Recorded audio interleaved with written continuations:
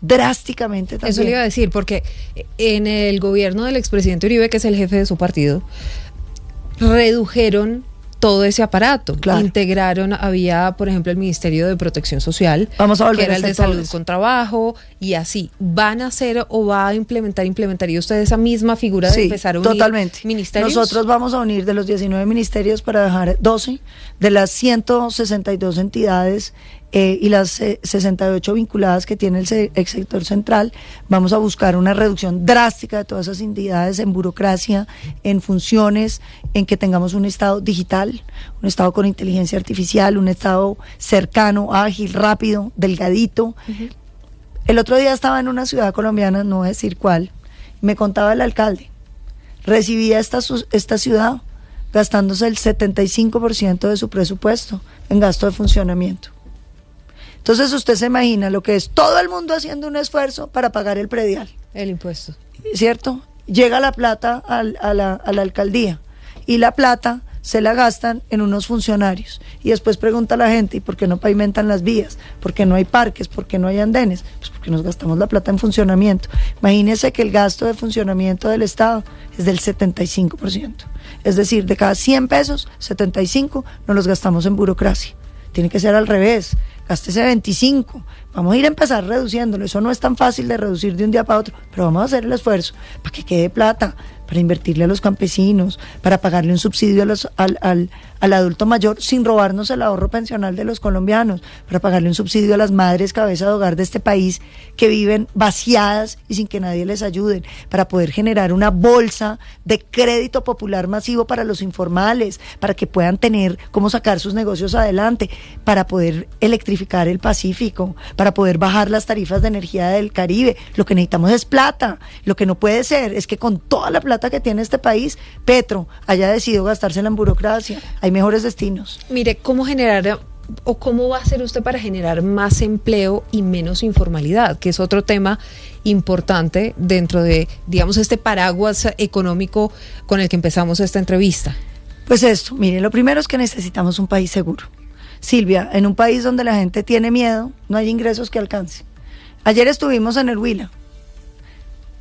Me mostraban unos campesinos de Suaza el volante que les entrega a las FARC-EP, disidencias, con los nombres y teléfonos de los guerrilleros autorizados a extorsionarlos. Tienen que pagar por cada litro de leche que sacan. Tienen que pagar por cada res que tienen.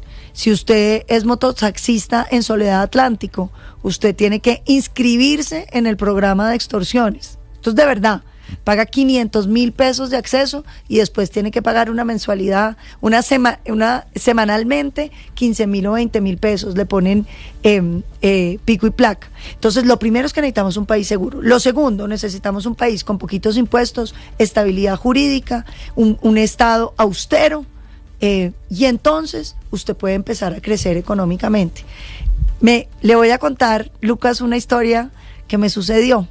Estábamos en Palmira. Usted sabe que nuestro suroccidente, yo soy del Cauca, y mi abuela era de Palmira, entonces yo quiero mucho esa tierra. Y estábamos ahí hablando, y yo decía, voy a bajar los impuestos para poder sostener el salario. Y una señora que estaba ahí, que era petrista, me dijo, Paloma, pero ¿por qué siempre piensas en los ricos? Y a mí me llamó mucho la atención. Entonces yo le dije, ¿por qué, mi linda, te parece que estoy pensando en los ricos? Me dijo, Paloma, porque los pobres no pagamos impuestos. Yo le dije, mi linda, yo voy a bajar los impuestos porque estoy pensando en los colombianos más pobres. ¿Tú de dónde crees que salen los empleos?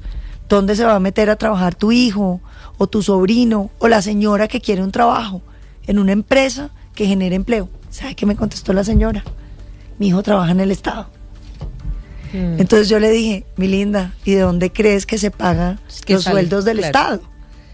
Y ella se quedó un poco perpleja y le dije, salen de los impuestos que paga el sector productivo, los emprendedores, las microempresas, las grandes empresas pagan, y con eso es que se puede tener burocracia, y con eso es que se puede hacer la política social. No se dejen confundir los colombianos. Este odio de clases que está sembrando Petro es contrario a lo que tenemos que hacer. Es la receta de la pobreza. Aquí lo que necesitamos es todo lo contrario, riqueza, pero en una economía fraterna, que le vaya bien al trabajador y le vaya bien al empresario. Pero usted no cree que estamos de acuerdo en una polarización tremenda en la que está Colombia.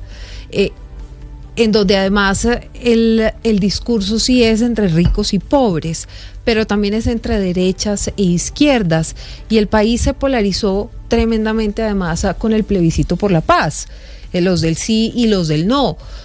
¿Cómo terminar eso o esa polarización que además protagonizan por un lado el expresidente Uribe y por el otro el presidente Petro? Porque al final la gente, pues eso es lo que, en eso es en lo que piensa, Uribe o Petro. Si a mí no me gusta la derecha, entonces soy petrista, y si a mí no me gusta la izquierda, entonces soy uribista, o soy de derecha o soy de izquierda. ¿Cómo terminar con eso? Yo lo primero que diría, Silvia, esto no es un debate de izquierdas ni derechas. Este es un debate de neocomunismo y democracia, de libertad o estatismo. Yo creo que aquí nosotros no estamos frente a una izquierda. Esto no es Robledo, esto no es Aurelio Suárez, que son gente de izquierda. Esto es neocomunismo. Esto es el modelo del Foro de Sao Paulo, que llega al poder, que empieza a destruir institucionalmente los países. Es que a Petro no le gusta que una corte le tumbe una ley, y no le gusta que el Congreso no le apruebe una ley, y no le gusta que haya oposición y la estigmatiza. ¿Cuál es el siguiente escenario de un gobierno que siguiera de Petro? Habría mayorías en la Corte Constitucional. No habría quien le dijera que no desde la Corte Constitucional. Mayorías en el Banco de la República, para que empiecen a emitir, para que vivamos las inflaciones que han vivido los países que se metieron en ese sendero. Seguirían purgando las fuerzas militares para ponerlas al servicio de la criminalidad, que es lo que han venido haciendo. Seguirían purgando la Fiscalía General de la Nación. Ese es un camino sin retorno. Ese es un camino sin retorno. Esto no es un debate entre izquierdas y derechas. Esto es un debate entre neocomunismo y democracia. Creo que Colombia, que ha vivido tan de cerca la tragedia venezolana, no se puede llamar equívocos. Yo le digo una cosa, yo tengo muchos amigos de izquierda que quiero mucho. Esto no tiene nada que ver con ideologías de izquierda. Y también creo que la manera de superar la polarización es teniendo temas que nos unan a todos. Es teniendo cosas que sean más grandes que nuestro lugar en el mundo. Y es más grande pensar en una Colombia que le vaya bien, una Colombia que le dé oportunidades a las madres cabeza de hogar, que saque los informales adelante, que se la juegue por esa juventud que no estudia, que no trabaja, que hoy está básicamente viendo un celular. ¿Cómo vamos a lograr meter este país en la inteligencia artificial cuando sabemos que todo va a cambiar y que el mundo que se viene es diferente? ¿Cómo vamos a enriquecer este país cuando sabemos que nos estamos volviendo viejos antes de volvernos ricos, que este país ya no va a crecer demográficamente, que nos quedan 30 años para sacar adelante este país? Si eso no nos une, pues yo no sé qué nos pueda unir. Senadora, me iba a ir a la parte política, pero es que con eso que usted decía me acordé de una frase que usted dijo hace algunos meses y se volvió viral. Estoy casada con un mamerto. Y eso me empezó a llegar a mí por los chats, lo empecé a ver en redes sociales, y eso justamente generó mucho revuelo, porque creo que algunas partes de este país pues no se imaginaban eso. Pues sí, porque aquí la gente ha decidido que las diferencias ideológicas lo hacen a uno incompatible personalmente, y eso es una cosa pues absolutamente ridícula. Yo vengo de una familia donde mi tía abuela era no solo gobernadora, sino después ministra del general Rojas Pinilla. Y mi abuelo era conservador y hacía oposición y quería que se cayera el dictador Rojas Pinilla. Y el hermano de ellos era comunista y hacía política en el Partido Comunista. Y la otra hermana era liberal y todos podían almorzar. Un domingo, comerse un sancocho, conversar y saber que cada posición política expresa una manera de sentir el mundo. Mi marido es mamertico. ¿Sigue siendo mamerto? Eso le iba a preguntar. ¿Sigue siendo mamerto? Pues no, porque ya vota por mí, pero él si usted lo dejara, pues él habría votado mucho más, sí. ¿Usted cree que hubiera votado por Petro hace 4 años, por ejemplo? Pues votó en blanco. Votó en blanco. No quiso votar por Rodolfo. Y no votó por Fico.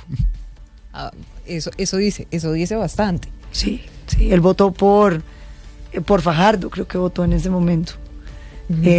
Yo hoy en día, yo creo que si no estuviera casado conmigo, votaría por Fajardo. Más por allí. Es como de centro izquierda, algo por el estilo.